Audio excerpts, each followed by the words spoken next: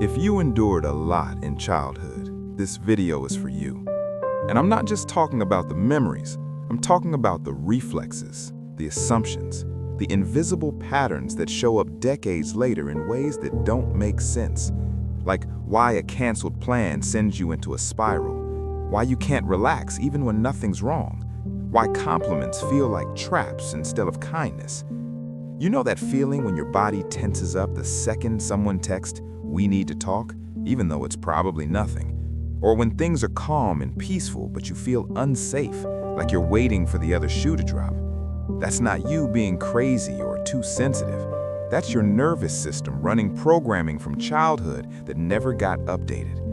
If this sounds familiar, stay with me, because this goes deeper than just tough childhood. This is about how survival strategies that saved you as a kid are now sabotaging you as an adult. And understanding this might be the first step to finally letting that terrified kid inside you rest. First, you're not broken. Everything I'm about to describe, the hypervigilance, the people-pleasing, the way you can't accept good things without suspicion, these aren't character flaws. They're adaptations, survival strategies. Things your brain learned to do when you had no power, no choices, and no safe adults to turn to. And here's what's important. They worked. Whatever you did to survive your childhood, becoming invisible, keeping everyone happy, constantly scanning for danger, it got you here. You made it to adulthood. You survived. The problem is, what saves you as a kid often causes real problems as an adult. But that's not your fault. Nobody told you how to turn off the alarm system once the threat was gone. So, let's talk about what actually happened in your brain, why you still react the way you do, and why none of this means you're damaged beyond repair. When a child goes through bad things over and over, being ignored, hurt, living in chaos, or just never having someone safe to go to, something happens in their developing brain. Scientists call it toxic stress. Regular stress, that's actually good for development. It teaches resilience. It helps you grow stronger. But toxic stress is different. It's like an alarm system that never turns off. It floods a kid's body with stress chemicals, cortisol, adrenaline, for too long without anyone there to help calm things down, without a safe adult to co-regulate with. And here's the part that changes everything. This actually rewires how the brain develops. Researchers at Harvard Center for the Developing Child have shown this in detail. During the most critical growing years, toxic stress changes the architecture of the brain, especially the parts that handle emotions, decision-making, and threat detection. This isn't metaphorical. This isn't just feelings. Actual parts of the brain, the amygdala, the hippocampus, the prefrontal cortex, grow differently when a child is stuck in survival mode. But here's what makes this so misunderstood. The kid doesn't know any of this is happening. They just know the world feels scary and unpredictable, so they figure out ways to deal with it. And honestly, these coping mechanisms are pretty brilliant for a kid with no power and no choices.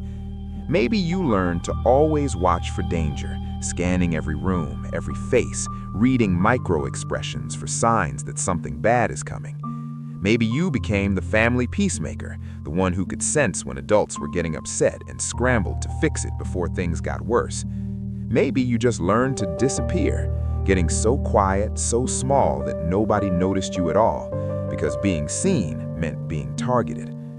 Some kids figure out that keeping other people happy keeps them safer, so they become expert emotional managers, knowing what everyone else needs while completely forgetting they have needs too. For a child who can't leave, can't fight back, can't change anything, these strategies work. They make things a little less terrible. They help you survive. The tragedy is, what saves you as a child sabotages you as an adult. So let's talk about what this looks like 20, 30, 40 years later. That constant watching for danger becomes anxiety that never stops. You can't ever fully relax because part of you still believes that letting your guard down means something terrible will happen. Even when life is objectively good, your nervous system is screaming, "This won't last, stay alert." The peacekeeping becomes this compulsive need to fix everyone's problems and manage everyone's feelings, except your own. You become the therapist friend, the one everyone unloads on, but when someone asks how you're doing, you don't even know how to answer. The disappearing act becomes being totally disconnected from what you feel, what you want, or who you even are. Dissociation, numbness, going through life on autopilot because actually being present feels too dangerous. And here's the worst part, the shame. When you're little and bad things keep happening, your brain isn't developed enough to understand that it's not your fault. Kids are egocentric, that's just developmental psychology. Everything that happens, they think it's about them. So when bad stuff keeps happening, the kid concludes, I must be bad. I must deserve this somehow. Not, I did something bad, which is guilt, and guilt can actually help you learn. But I am bad, which is shame, and shame attacks who you are at your core. Guilt says you made a mistake. Shame says you are the mistake. Guilt can be resolved. Shame just sits there, poisoning everything. And that shame becomes the lens through which you see yourself for decades. When someone compliments you, you think, if they really knew me, they wouldn't say that. When good things happen, you think, I don't deserve this. When will they figure out I'm a fraud? When someone loves you, you wait for them to leave, because deep down, you still believe you're fundamentally unlovable. That's not truth. That's childhood programming. There's been massive research on what's called adverse childhood experiences, ACEs. The landmark CDC Kaiser study looked at over 17,000 people and found clear, devastating patterns. People who went through more hardships as kids were significantly more likely to struggle as adults, not just with mental health, with everything. Depression, anxiety, addiction, chronic pain, heart disease, autoimmune disorders, relationship problems, financial instability, all of it much more common in people who had rough childhoods, even 30, 40, 50 years later. But here's what's crucial. This doesn't mean your fate is sealed. Sometimes people hear about ACE scores and think, my childhood already decided my whole life, I'm fucked. And that's not true. What the research does is explain why someone who went through a lot might struggle in certain ways. It's not a life sentence, it's a map. Your brain has neuroplasticity, the ability to create new pathways your whole life, which means you can change. It's just really hard, and it usually requires professional help, and it takes longer than our quick fix culture wants to admit, but it's possible. Here's the thing that makes childhood trauma so insidious. Most of the time, it doesn't show up in dramatic ways. It shows up on an ordinary Tuesday. It's the way your body tenses when someone texts, we need to talk, even if it's probably nothing. It's how a small mistake at work feels like proof you're about to lose everything. It's feeling oddly unsafe when things are calm, like something bad must be coming because peace never lasts. It's how rest feels uncomfortable instead of refreshing, how doing nothing feels like danger. It's how compliments bounce right off, but criticism sticks for days.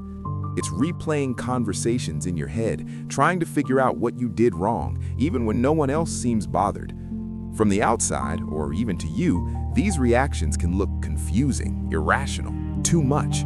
But they make perfect sense when you remember your nervous system learned early that small signs could mean big consequences. A slight change in tone meant someone was getting angry. Silence meant you did something wrong. A closed door meant you were being shut out. So your body learned to fill in the gaps, to treat uncertainty as threat, to assume the worst because hoping for the best got you hurt. The problem is, adult life rarely gives you clear danger signals. Your boss isn't your unpredictable parent. Your partner's bad mood isn't the prelude to violence. A friend canceling plans isn't abandonment. But your nervous system doesn't know that. It's still running the old software. And realizing that can be strange, even relieving, because it means you're not broken, your system just hasn't updated yet. Many people who had difficult childhoods spend their adult years unconsciously recreating what feels normal to them, even when it's painful. They end up in relationships that feel unpredictable because even though chaos hurts, it's familiar, and your nervous system finds this strange comfort in patterns you know, even bad ones, because at least you know what to expect. Or they go the opposite direction, becoming super controlling, unable to handle anything spontaneous because unpredictability still registers as danger. Then there's something called emotional flashbacks. These are different from regular memories. With a regular memory, you know you're thinking about the past. But emotional flashbacks hit you with feelings from trauma without the memory part. You're suddenly feeling small, powerless, terrified, or ashamed for no reason you can identify in your current life. There's no clear trigger, just this overwhelming sense that something is very wrong. And because you don't know it's a flashback, you start looking around your present life for explanations, sometimes inventing problems that aren't there just to make sense of these huge, inexplicable feelings. That's not you being dramatic, that's unprocessed trauma breaking through. Getting better, and I say better, not fixed, because you were never broken, isn't a straight path.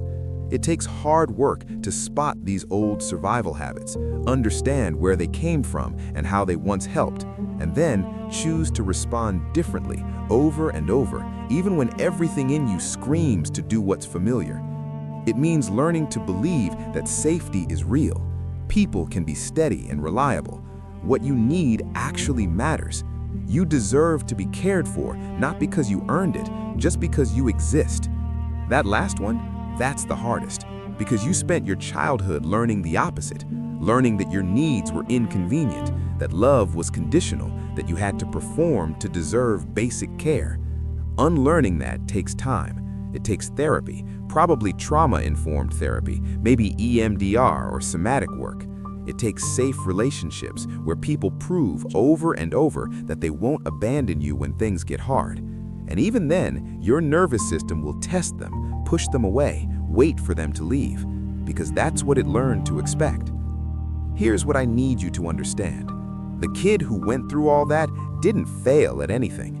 They survived with whatever tools they had. They showed incredible strength dealing with things no child should ever have to deal with. You didn't choose this. You adapted to conditions that were forced on you.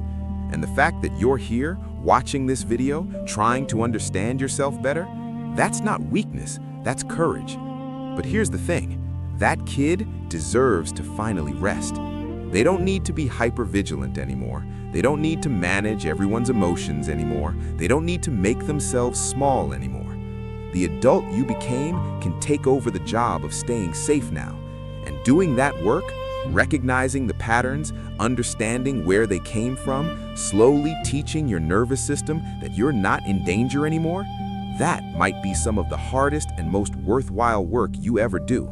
Not because you're broken, but because you deserve to live in the present instead of constantly reacting to a past that's already over. If this hit home for you, if you saw yourself in this and felt less alone, hit that subscribe button. We're breaking down the patterns that nobody else wants to talk about, the uncomfortable truths about how trauma shapes us and how systems fail us. And if you want to support this work, hit the join button to become a channel member. Drop a comment. What survival strategy did you develop as a kid that you're still trying to unlearn? I'll see you in the next one.